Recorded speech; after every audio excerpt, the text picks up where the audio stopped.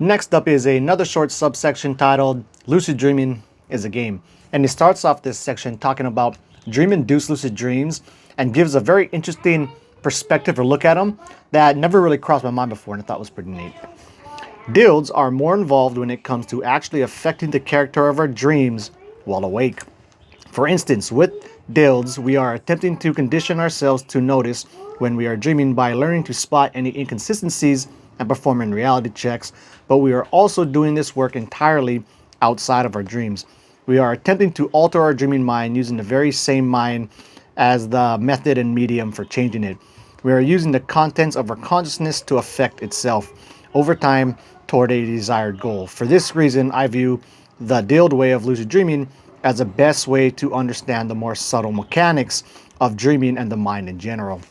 And that's just a really interesting take. I mean, of course, I know that, when you're doing a lot of these lucid dreaming practices, you are doing them while awake, trying to affect basically your mind while you're sleeping. But I never really thought about it quite like that, and I thought it was a really cool perspective on it.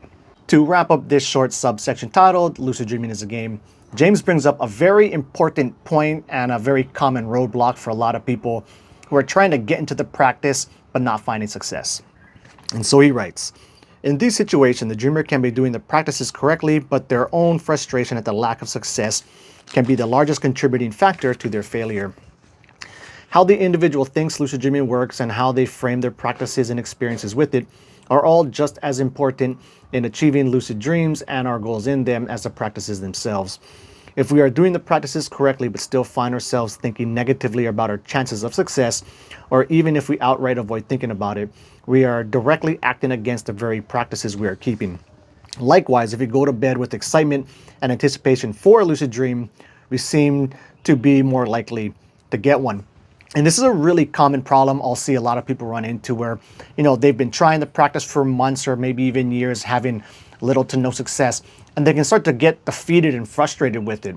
That's why I always try to recommend that you want to, practice in such a way that you can keep it up for the rest of your life. You want to incorporate these practices just into your everyday life. And then, the lucid dreams will just eventually come, and that can help take some of the pressure of you trying to get lucid, right? You don't want to be like, man, I did, 50,000 reality checks for the last week, really hoping to have a lucid dream and nothing happened, where that can start to be like, you can start to feel defeated by that.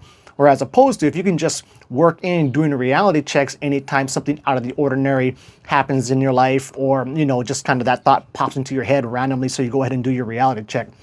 I think that's a lot better way at approaching the practice, right? Then it's just regularly incorporated into your life, and then some of that pressure is taken off your shoulders, and then that can really increase the chances of you actually getting lucid. And plus this whole go to sleep every night with the excitement and anticipation for a lucid dream.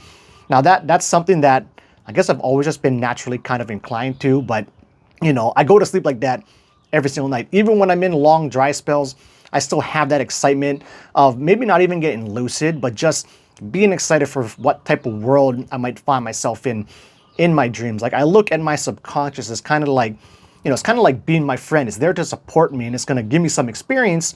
And whether I get lucid or not, I'm always excited to see what kind of, situations it's going to place me in, and, what type of dreams and stuff we'll have for the night.